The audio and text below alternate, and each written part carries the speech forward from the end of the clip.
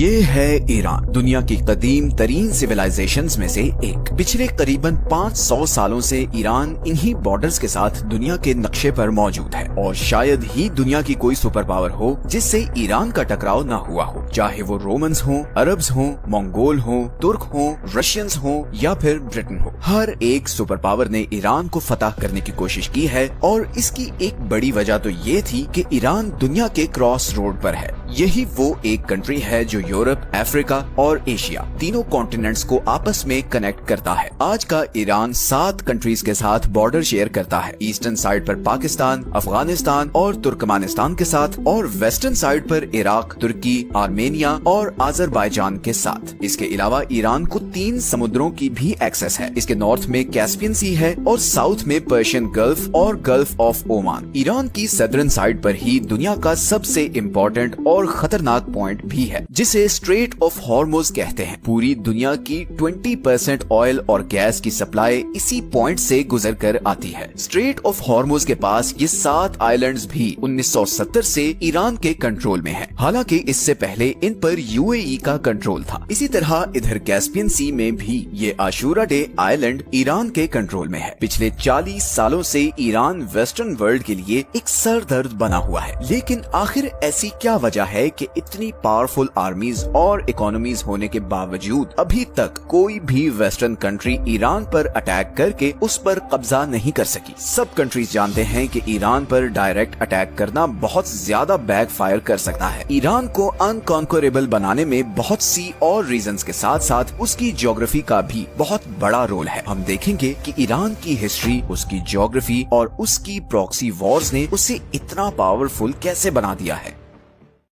सबसे पहले हम ईरान की ज्योग्राफी को समझते हैं। ईरान की सदर्न और वेस्टर्न साइड पर ज़ैग्रोस माउंटेन रेंज है। ईरान की कोस्ट लाइन से लेकर इराक और ऊपर तुर्की तक फैली हुई ये माउंटेन रेंज ईरान को एक जबरदस्त नेचुरल प्रोटेक्शन देती है। ये सारा एरिया बहुत ही पथरीला है और इसे क्रॉस करना बहुत ज्यादा मुश्किल है। इन पहाड़ों का ईरान को इतना फायदा है कि 1980 में जब इराक ने ईरान पर अटैक किया तो उसका प्लान ये था कि एक तो वो यहाँ खुजिस्तान के ऑयल रिच सूबे पर कब्जा कर ले और फिर यहाँ से आगे ईरान के बाकी शहरों पर भी कब्जा करके ईरानियन रेवोल्यूशन को कुचल दे, क्योंकि सब अरब कंट्रीज डरे हुए थे कि ईरानियन रेवोल्यूशन के असरात बाकी अरब तक न फैल जाएं। मगर इराकी आर्मीज 2 सालों में सिर्फ इधर खुजिस्तान तक ही पहुंच सकी। उन्होंने बहुत कोशिश की कि वो ज़ैग्रोस के पहाड़ों को क्रॉस करके ईरान पर कब्जा कर सके, मगर उन्हें कामयाबी नहीं मिली और फिर इवेंचुअली ईरान इराकी फोर्सेस को पीछे धकेलता हुआ इराक के अंदर तक घुस गया। मगर यहाँ पर ईरान को भी ये मसला आया कि जहाँ इराकी आर्मी को आसानी से उसके शहरों से सप्लाई मिल रही थी, वहीं ईरानी आर्मी को सप्लाई पहुँचाना बहुत मुश्किल हो गया, क्योंकि ईरान के सारे बड़े डिपो और शहर ज़ैग्रोस माउंटेन रेंज के दूसरी तरफ थे। यही वजह है कि 8 साल बाद ये वॉर बगैर किसी नतीजे के खत्म हो गई और दोनों कंट्रीज के बॉर्डर में 1 इंच भी चेंज नहीं आया। इसी तरह ईरान के नॉर्दर्न साइड पर कैस्पियन सी के साथ अल्बोर्ज माउंटेन रेंज है जो इसे नॉर्दर्न साइड से प्रोटेक्शन देती है और ये पहाड़ सिर्फ ईरान को नेचुरल प्रोटेक्शन ही नहीं बल्कि बहुत से रिसोर्सेज भी देते हैं। ये दोनों mountain ranges uranium, silver, gold और जिंक से माला माल है। ईरान के पास दुनिया के सबसे बड़े जिंक के रिजर्व्स हैं। इसी तरह 20th सेंचुरी ने ईरान की इस ज्योग्राफी को 4 चांद लगाए जब यहाँ पर्शियन गल्फ के पास ऑयल और गैस के बहुत बड़े रिजर्व्स डिस्कवर हुए। आज की डेट में पूरी दुनिया के 10% ऑयल और 15% नेचुरल गैस के रिजर्व्स ईरान के पास हैं। ईरान को एक और चीज जो प्रोटेक्शन देती है वो 2500 किलोमीटर लंबी ये कोस्ट लाइन है जो 2 समुद्रों के बीच डिवाइडेड है। बंदर अब्बास ईरान का सबसे बड़ा सी पोर्ट दुनिया के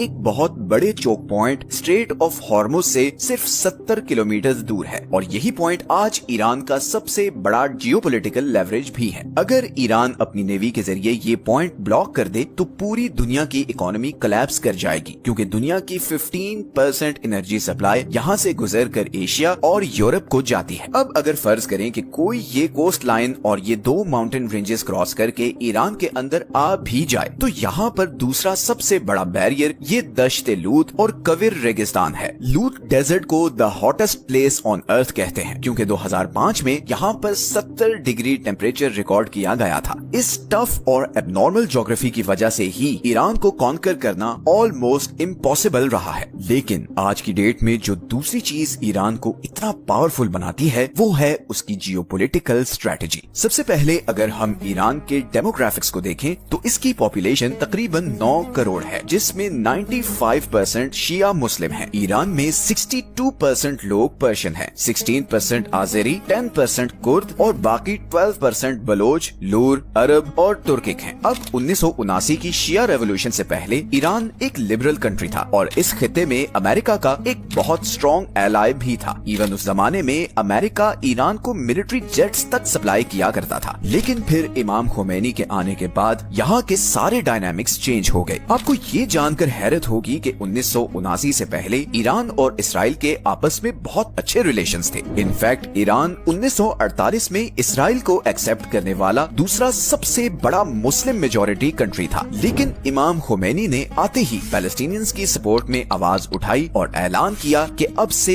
इसराइल ईरान का नंबर 1 एनिमी है। तेहरान ने इसराइल के साथ सारे डिप्लोमेटिक टाइज खत्म कर दिए। इसराइल जाने वाली सारी फ्लाइट्स कैंसिल कर दी गयी और तेहरान में मौजूद इसराइली एम्बेसी को पैलेस्टीनियन एम्बेसी में कन्वर्ट कर दिया गया। इसका सबसे पहला नतीजा तो ये हुआ कि इसराइल के साथ साथ ईरान के अमेरिका के साथ भी ताल्लुकात खराब होना शुरू हो गए। लेकिन ताल्लुकात की ये खराबी सिर्फ इसराइल और अमेरिका तक ही नहीं रही, बल्कि ईरान के गिर्द मौजूद सारी अरब स्टेट्स भी शिया रेवोल्यूशन के बाद अलर्ट हो चुकी थी। वो सब इस बात से खौफजदा थे कि कहीं ईरान की आइडियोलॉजी इधर अरब स्टेट्स तक ना पहुंच जाए और इसके नतीजे में उनकी किंगडम्स को अच्छा खासा नुकसान पहुंच सकता है। बिकॉज इन सब अरब स्टेट्स में बादशाहत थी। 1980 में इन्हीं सब अरब स्टेट्स ने मिलकर सद्दाम हुसैन को ईरान पर अटैक करने के लिए बैक किया था। यहीं पर ईरान को भी समझ आ गई कि अगर उसने सरवाइव करना है तो उसे अपनी आइडियोलॉजी को बाहर दूसरे कंट्रीज तक पहुंचाना होगा, क्योंकि उसके और उसके सबसे बड़े दुश्मन इसराइल के बीच ये सारे अरब कंट्रीज हैं जो उसके सख्त खिलाफ हैं। इसीलिए उसे कुछ ऐसा करना होगा कि इसराइल से दूर होने के बावजूद वो उसको थ्रेट कर सके। और यहीं पर ईरान ने ऐसे सारे ग्रुप्स को सपोर्ट करना शुरू किया जो एंटी इसराइल या एंटी ज़ायनिस्ट्स थे, जैसे कि पैलेस्टाइन में हमास, लेबनान में हिजबुल्लाह, सीरिया में फातिमियून ब्रिगेड, इराक में अल बदर और यमन में हौसी। इस सारे नेटवर्क को द एक्सिस ऑफ रेजिस्टेंस कहा जाता है और इसी नेटवर्क के जरिए ईरान इसराइल और इवन अरब कंट्रीज पर भी प्रेशर रखता है कि वो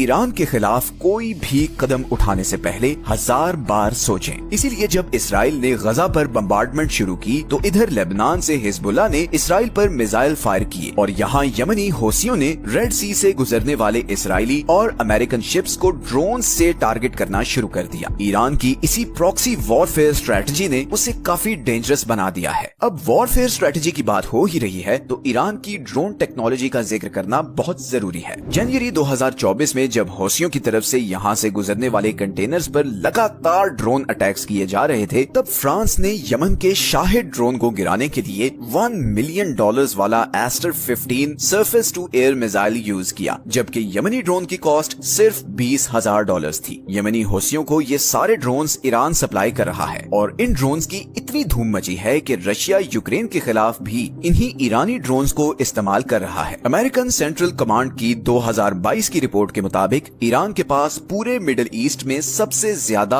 और मॉडर्न बैलिस्टिक मिसाइल हैं। ईरान के सारे मिसाइल्स 2000 किलोमीटर तक अपने टारगेट को हिट कर सकते हैं। तो इन अ नटशेल अगर हम ईरान की ज्योग्राफी, उसकी प्रॉक्सी स्ट्रेटजी और ड्रोन टेक्नोलॉजी को देखें तो इसके बावजूद कि ईरान पर वेस्टर्न दुनिया की सैंक्शंस हैं और उसकी इकोनॉमी ऑफिशियल ग्राउंड्स पर बहुत छोटी है, ईरान एक ऐसे कंट्री के तौर पर सामने आता है जिसके पोटेंशियल के बारे में बहुत सी अनसर्टेनिटीज हैं, चाहे वो उसका न्यूक्लियर प्रोग्राम हो, प्रॉक्सी नेटवर्क्स की फंडिंग हो या मिसाइल टेक्नोलॉजी। ईरान के बारे में बहुत से ग्रे एरियाज हैं जिनकी वजह से वेस्टर्न कंट्रीज उस पर डायरेक्ट अटैक करने से कतराते हैं। अगर हम सिर्फ यही एक पॉइंट को देखें कि दुनिया के 2 choke points strait of Hormuz और बाबल मंदेब ईरान की टारगेट रेंज में हैं, तो यही चीज उसे बहुत पावरफुल लेवरेज दे देती है। और अब तो रशिया और चाइना भी अनऑफिशियली ईरान को बैक कर रहे हैं। अभी हाल ही में जब हमास के लीडर इस्माइल हुनिये को ईरान में असैसिनेट किया गया तो बहुत सी ऐसी अनकन्फर्म रिपोर्ट्स भी सामने आई कि रशियन इंटेलिजेंस और मिलिट्री जनरल्स ईरानी ऑफिशियल से मिले हैं और उन्हें यकीन दिलाया है कि अगर वो इसराइल के खिलाफ रिटेलिएट करते हैं तो वो ईरान का भरपूर साथ देंगे। फिलहाल तो इस्माइल हुनिये के कत्ल के बाद ईरान की इंटरनल सिक्योरिटी पर बहुत से सवालात उठ रहे हैं और बज़ाहिर बज़ाहिर ऐसा लग रहा है जैसे इंटरनली कुछ गड़बड़ भी है। ईरान इस पर कब और कैसे रिटेलिएट करेगा और क्या ईरान इसराइल और अमेरिका का जवाबी वार सहने की सलाहियत रखता है, ये तो आने वाला वक्त ही बताएगा। ये हैं वो सारे सोर्सेज जहां से हमने इस वीडियो के लिए कंसल्ट किया है। मिलते हैं नेक्स्ट वीडियो में एक और इंटरेस्टिंग टॉपिक के साथ।